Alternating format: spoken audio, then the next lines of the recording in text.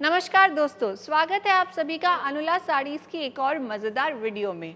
आज मैं आपको बिज़नेस कैसे करते हैं इसका कोई ज्ञान नहीं देने वाली, क्योंकि अब तक तो आप बहुत सब कुछ सीख गए हैं और अब तो आप हमें बता सकते हैं कि आपने क्या-क्या सीखा है और आप अपनी इम्प्लीमेंटेशन स्टेज पे कहाँ पर हैं।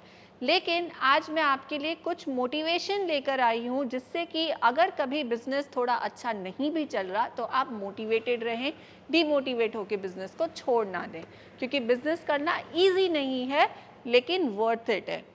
तो कुछ ऐसे बिजनेसमैन के बारे में जानते हैं इंडिया में, जो कि अपने दम पर एक बहुत बड़ा एम्पायर क्रिएट कर सके, और ये हम साथ में मिलके सोचेंगे कि उनमें ऐसा क्या होगा कि उन्होंने इतने बड़े बड़े एम्पायर्स को क्रिएट किया।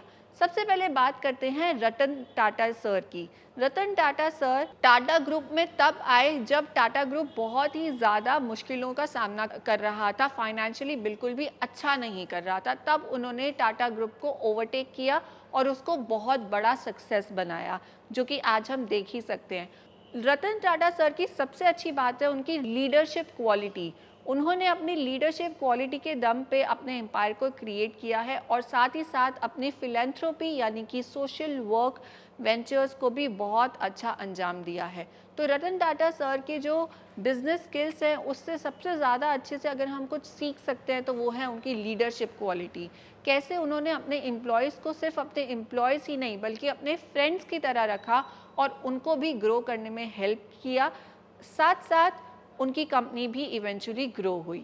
नेक्स्ट जो हमारे पर्सन हैं वो हैं अज़ीम प्रेम जी। अज़ीम प्रेम जी विप्रो के चेयरमैन हैं, जिन्होंने विप्रो को उस समय पे ग्रो किया जब विप्रो सिर्फ वेजिटेबल ऑयल सेल करता था, लेकिन उन्होंने उसको आईटी सर्विसेज में कन्वर्ट किया। सोचिए, कहाँ वेजिटेबल ऑयल और कहाँ आईटी सर्विसेज। एक डोमेन से दूसरे डोमेन में जाने में ही इतनी मेहनत लगती है, तो उन्होंने तो दूसरे डोमेन में जाकर उसको इतना बड़ा सक्सेस बनाया कि आज विप्रो घर घर का एक नाम है। तो उनसे अगर हम सीख सकते हैं तो वो है वर्सेटिलिटी। अपने बिजनेस करने के तरीकों में हमेशा वर्सेटिलिटी लाइए। ये मत सोचिए कि अब मुझे सिर्फ यही बिजनेस करना है, अगर ये फेल हो गया तो मैं आगे लाइफ में कुछ नहीं करूँगा। ऐसा कभी मत सोचिए।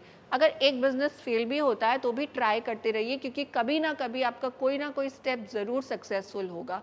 और अज़ीम प्रेम जी की कहानी से हम एक और चीज़ सीख सकते हैं कि उन्होंने हमेशा अपने पास एक मेंटोर रखा। यहाँ अनुला साड़ीज़ में भी हम आपको हमेशा कहते हैं कि आप हमें एज अ मेंटोर ट्रीट कर सकते हैं। अगर आपको अपने साड़ी के बिज़नेस में कोई ना कोई डाउट आता है तो हम उसको सॉल्व करने के लिए हमेशा रेडी हैं, और साथ ही साथ आप हमसे व्यापार भी शुरू कर सकते हैं साड़ीज़ का।